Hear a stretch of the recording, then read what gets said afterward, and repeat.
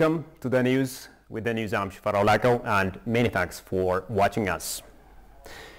Now, Prime Minister Abiy Ahmed has announced the finalization of preparations for the fourth-year Green Legacy Initiative, including preparations of seedlings to be planted in various parts of the country.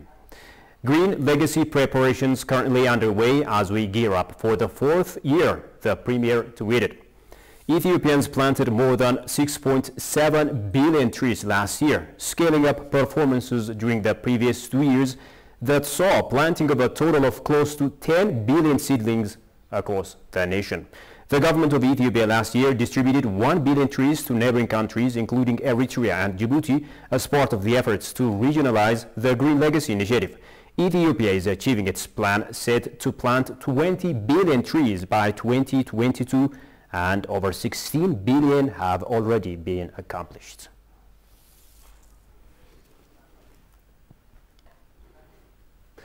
The declaration of humanitarian truce by the Ethiopian government is well accepted globally.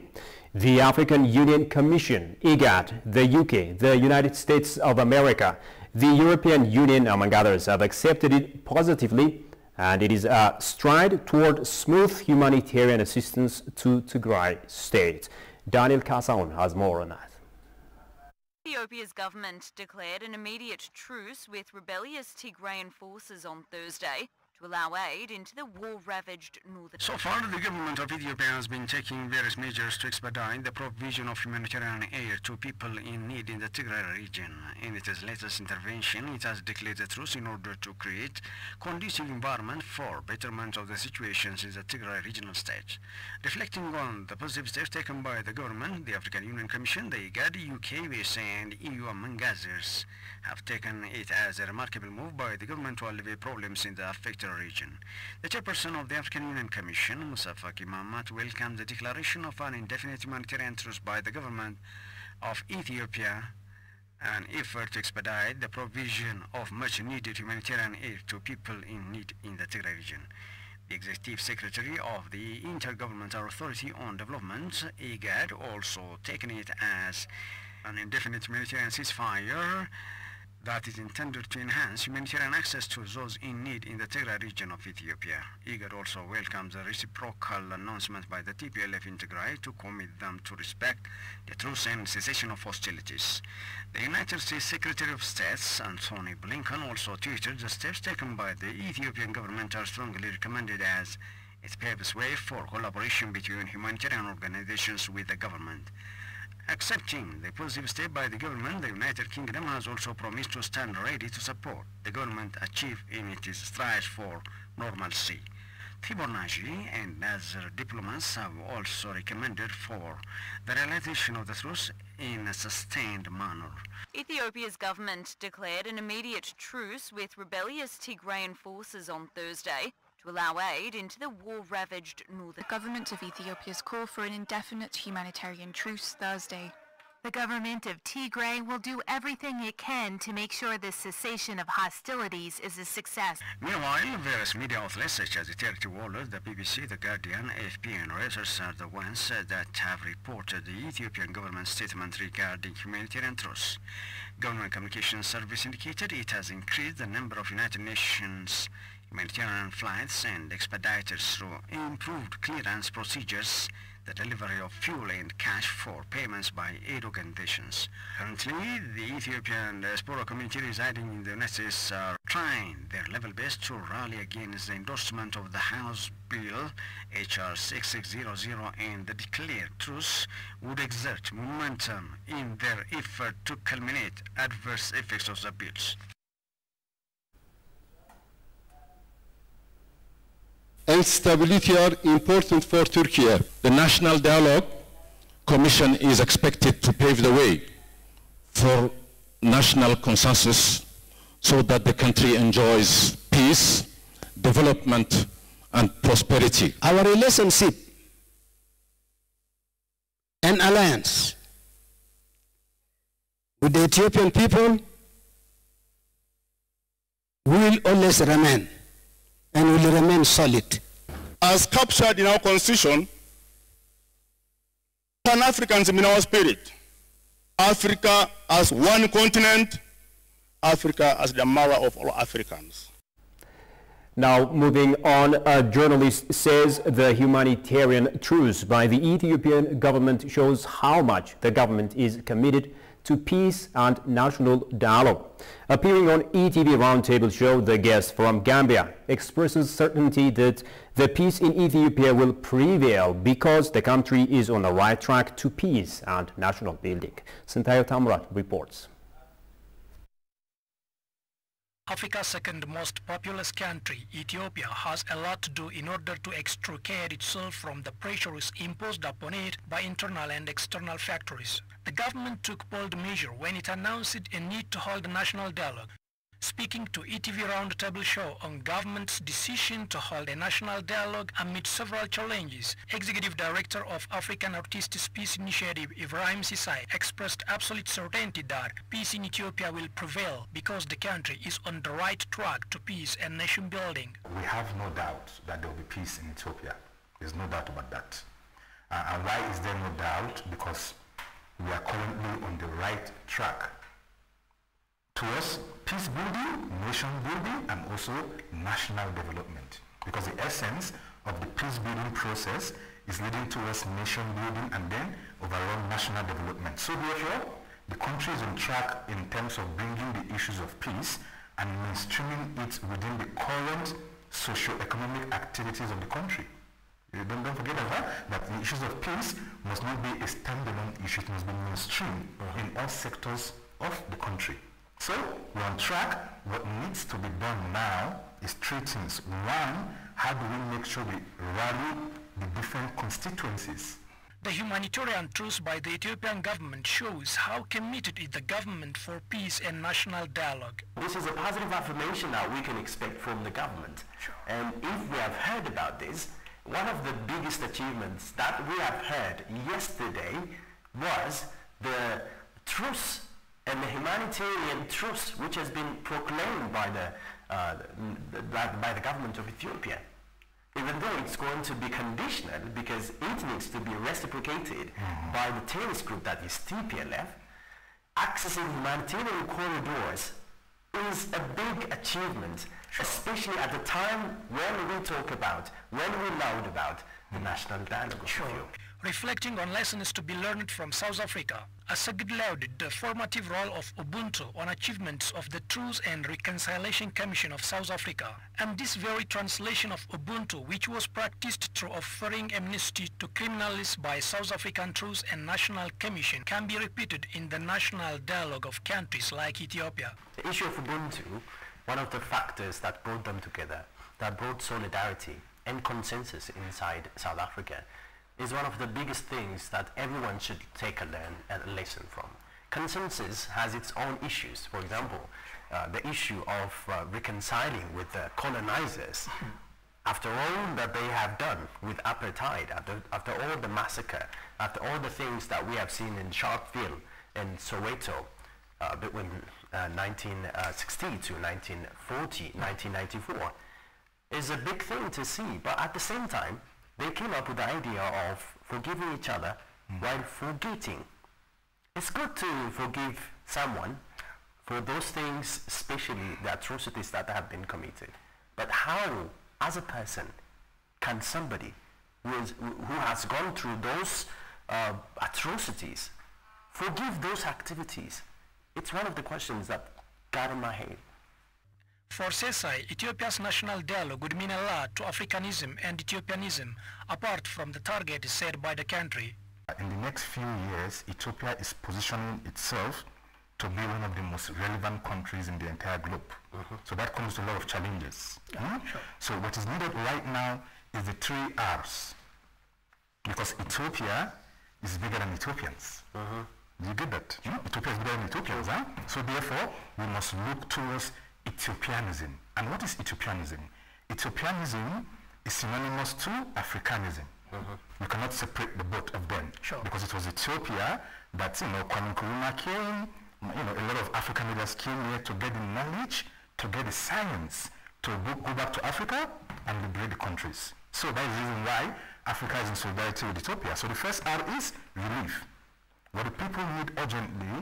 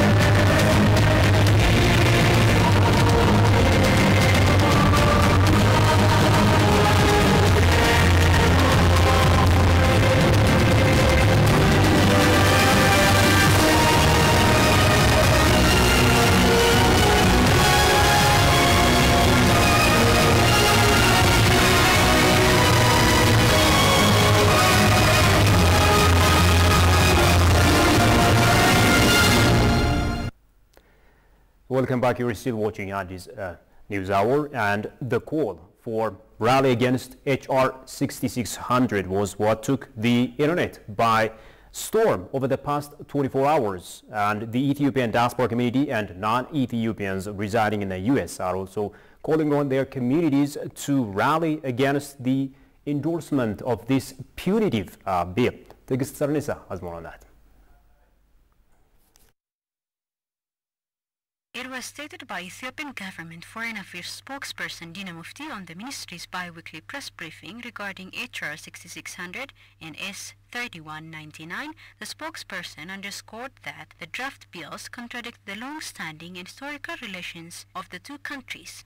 Deputy Prime Minister held discussions with the representatives of the Ethiopian community in the United States on particular issues related with the HR 6600 and S 3199.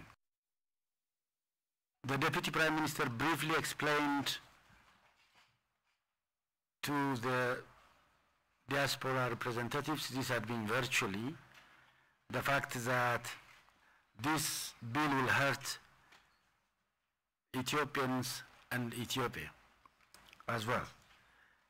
The bill undermines Ethiopia's success at maintaining sovereignty. It is a bill aimed at undermining Ethiopia's political, economic, and security independence. A well-known CBS journalist, Hermela Aragawi, also said, if one wonders, sanctions ever have made a country safer, learning from experiences of countries, people of Iraq, Libya, Syria, and Afghanistan, sanctions don't have a history of doing that. I just want to be clear that based on the research, those who are supporting HR 6600, the so-called Ethiopian Stabilization, Peace, and Democracy Act, thinking that it will actually make things better, I guarantee you are going to be sorely disappointed. And here is why. First, there's no history that should make us to believe that any of these people that are sponsoring or co-sponsoring this bill actually care about the people of Ethiopia or Eritrea or the Horn of Africa altogether.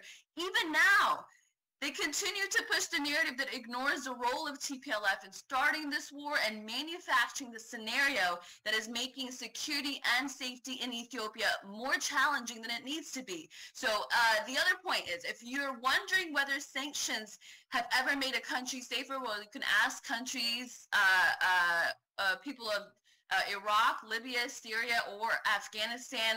Sanctions don't have a history of doing that.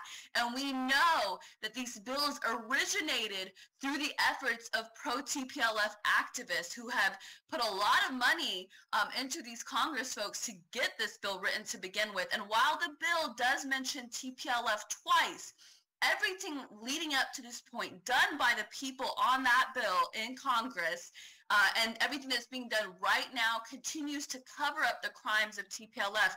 So it's a really dangerous gamble to think that Congress will actually be fair in holding TPLF accountable. And one of the two times that TPLF is mentioned is in the question of making a genocide determination, which if that happens, it opens the door for military intervention, and that would be disastrous. Hermela also emphasizes that to support the bill without even having thoughtful conversations with members of Ethiopian community is not something of a wise decision. I live in California District 32, Congressional District 32, where currently Congressman Brad Sherman is the representative.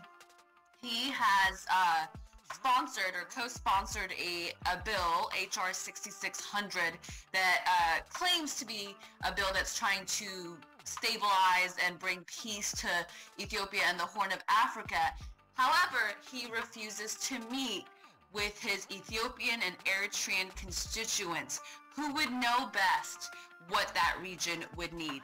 In a discussion on a Breakthrough News, journalist Kay Prisker said that the real goal of sanction is not humanitarianism.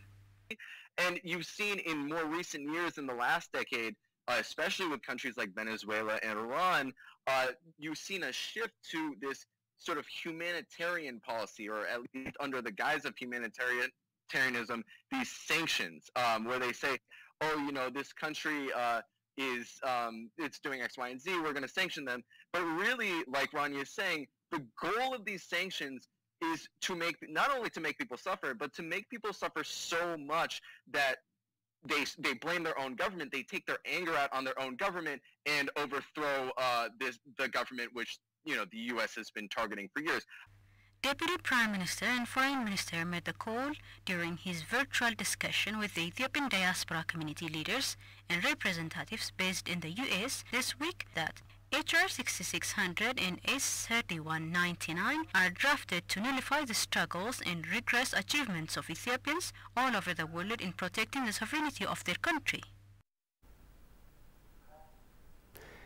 Now, Ethiopia has gone through different sanctions so far as part of the ploys being cooked up to bring about regime change in Ethiopia.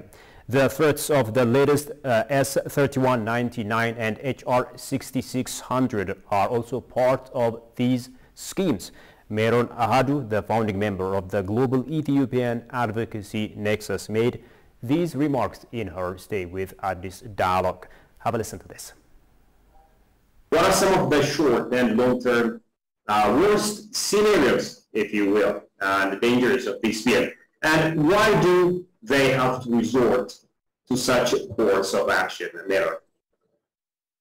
We've gone through a lot of different resolutions that have been introduced in the past year that would like to sanction or that have attempted to sanction Ethiopia and Eritrea because for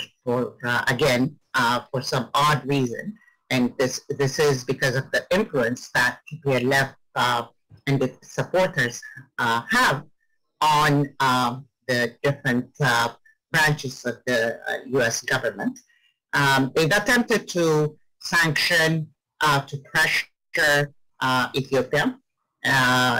All kinds of fake news, coordinated fake news has been coming out about Ethiopia's role, Eritrea's role, the humanitarian aspect, the human rights violations, so-called human rights violations that have been going on in Tigray, even though the UN Human Rights Commission and the Ethiopian Human Rights Commission have come out with reports that have debunked that. But that still doesn't seem to have dissuaded the U.S. government and some legislators in trying to strong-arm Ethiopia. Yeah, okay. You know, Meron, as you know, the United States of America has imposed various sanctions on different nations across the globe. They have, however, blatantly failed, so to speak, to bring about regime change. And the only change seems to be the suffering of the general public. So why has the United States of America failed to learn from its historical mistakes? And why is it threatening Ethiopia with such bills and sanctions? What has sanctions done for different countries in, that sanctions have been imposed on? We can take the case of Zimbabwe, we can take the case of Cuba, we can take the case of Venezuela. All these have been attempts at regime changes. That is the reason the U.S. government or parts of the U.S. government doesn't like the regime in power. Then what they do is they impose sanctions to weaken the government in power and for the government to collapse. That basically is the end game. So what has it done? Well, what it has done really is it has not impacted the people in power, whether it's in Cuba, Venezuela, or Zimbabwe.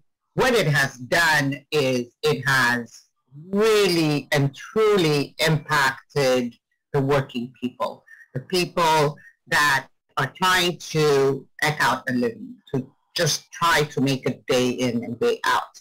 The economy completely shatters. and inflation skyrockets, and this makes it very, very difficult. Jobless impacts the citizenry. So that's where the direct impact comes in. For example, and then we can, Eritrea is a very good example.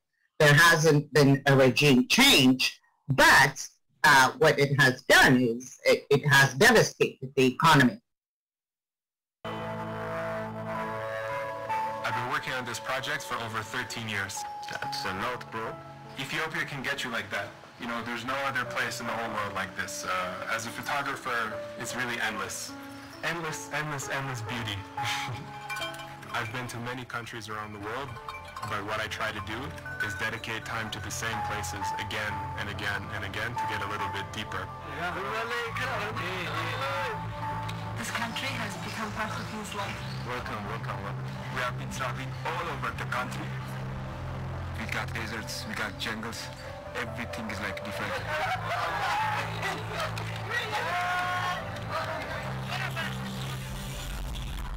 It's a very difficult place to work. I'm pretty confident. I'm not worried.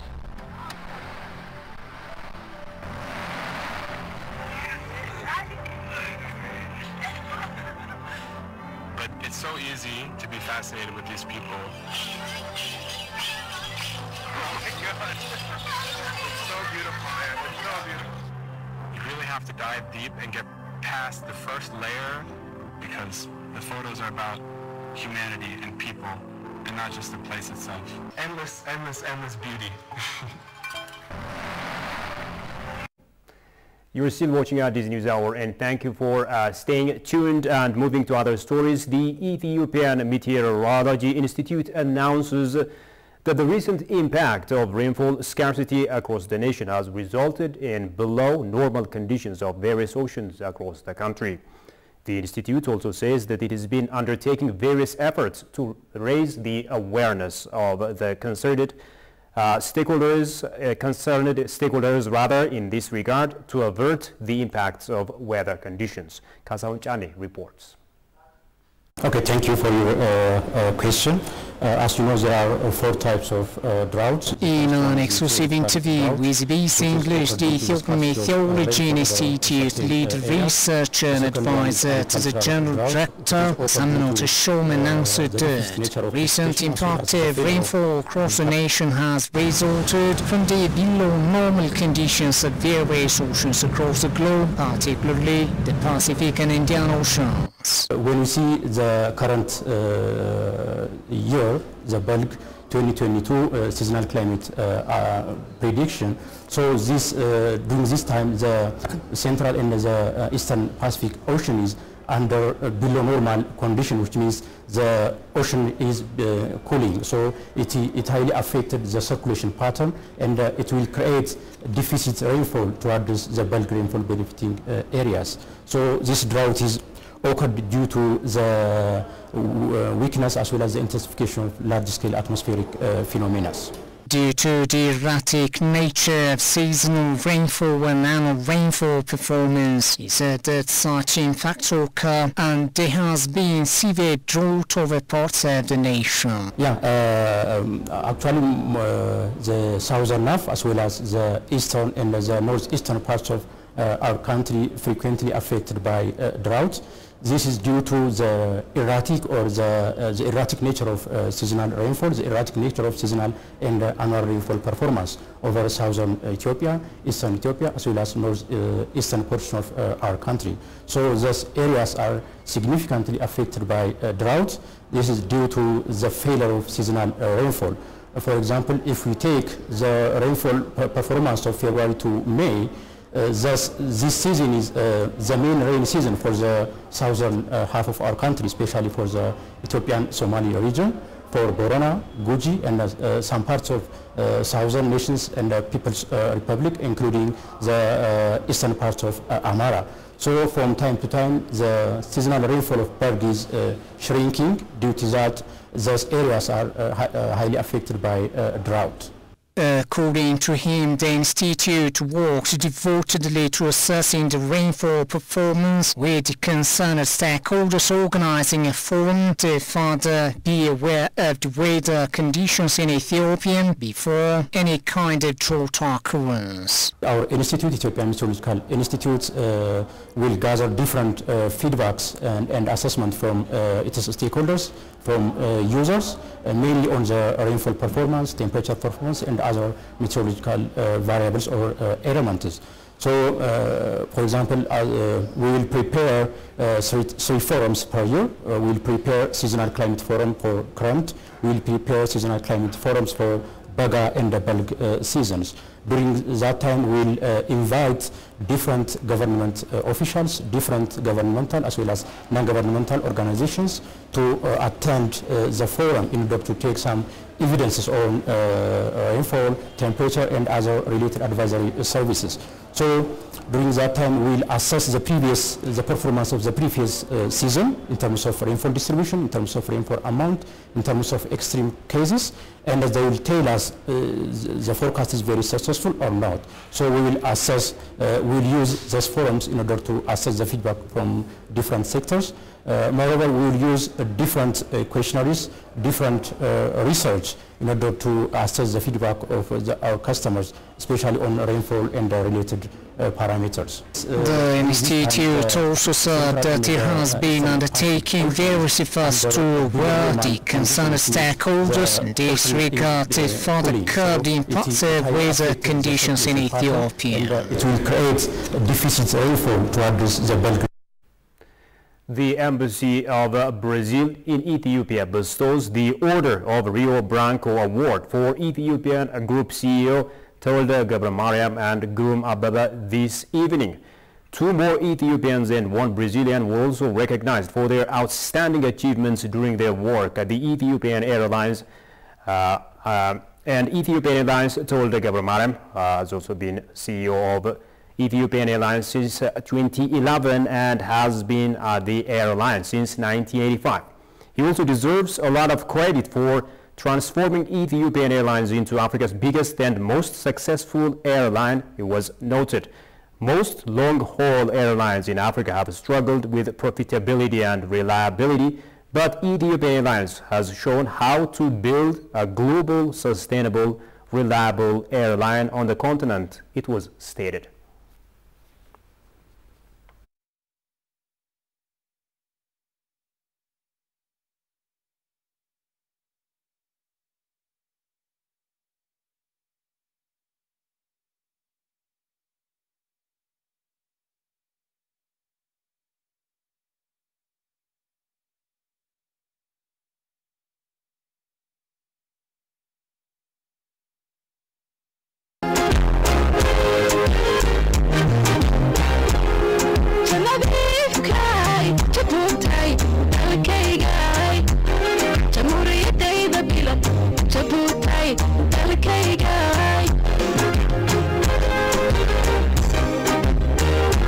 So the Red Sea is actually on the other side of Djibouti.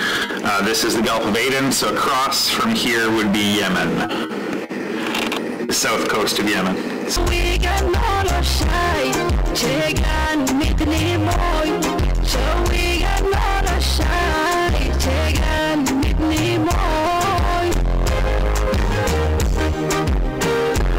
This is the Djibouti railway station. It's the end of the line from Addis Ababa.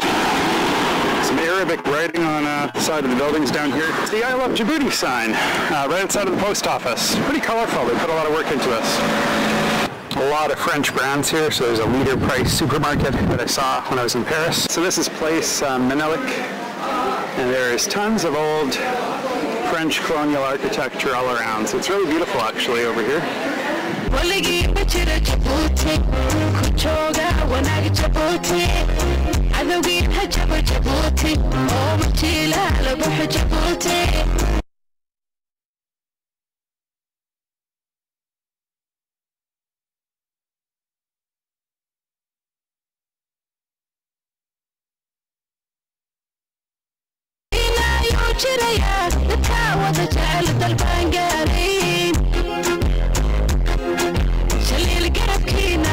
jiraya dadka wada jecel dalbaan gaarayn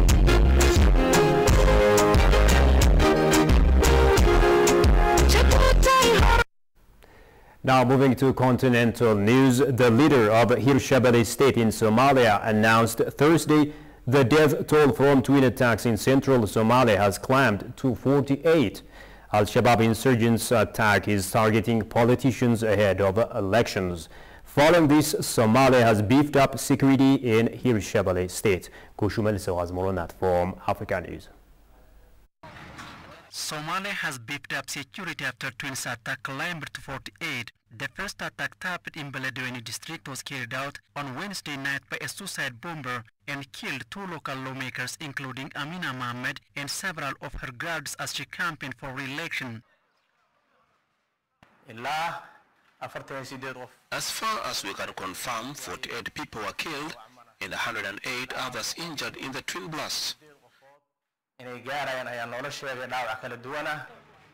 The government is now urging its citizens remain vigilant even as election period nears in the Horn of Africa. The government further reassured people's security in the coming days. God willing, we will not be disappointed. We will continue working on public services, whether it is about holding elections or other social development aspects. God willing, we rely on God and will do all what we can. We are urging citizens to be very vigilant, and we are ordering all security agencies to beef up security. Al-Shabaab has been seeking to overthrow the country's fragile government for over a decade. The 2018 South Sudan Peace Pact could be in jeopardy after loyal forces to President Salva Kiir blamed those affiliated with Vice President Riek Machar for the fighting in the north of the country. Jerusalem Batia has more on that from CGTN. South Sudanese People's Defense Force, which is under President Salva Kiir, blames forces loyal to Vice President Riek Machar for the fighting in the northern part of the country in what's known as Upper Nile region. We are under attack without any provocation. We did not get out of our defensive positions to go and attack our peace partners. So it is alerting all the stakeholders that SPLIO is on offensive. If there is anything they can do, let them prevail over SPLIO so that they stop all forms of hostilities.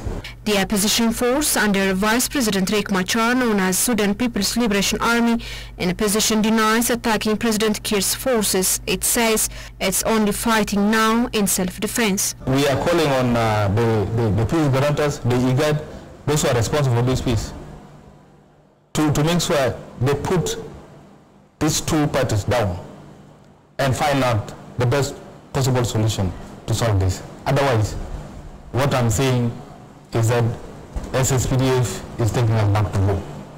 The opposition force, led by Vice President Riek Machar, says it has pulled out from the various security mechanisms under the 2018 peace deal because of continuous attacks on its positions by President Kiir's forces. Many in South Sudan are concerned about the clash.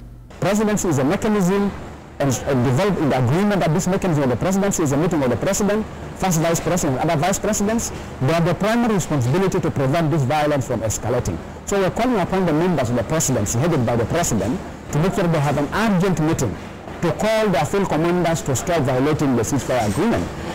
The country has 5 vice presidents, 3 of whom have their own separate armed forces.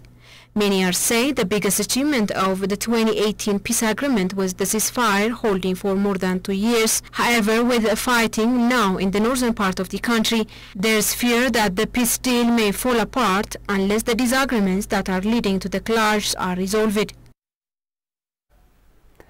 And time now, dear viewers, for us to take a quick look at the foreign exchange and weather updates, and I'll be right back.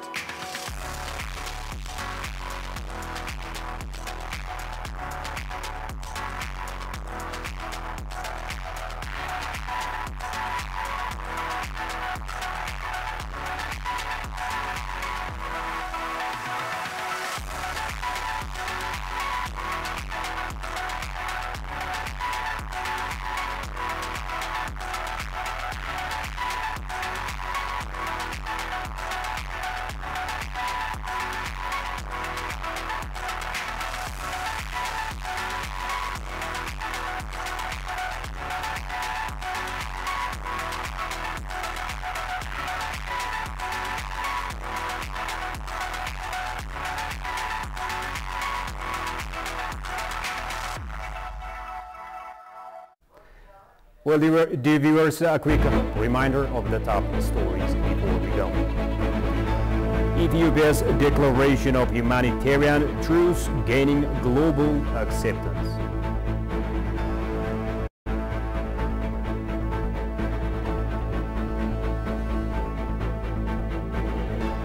And humanitarian truce said indication of government's strong commitment to peace and national dialogue.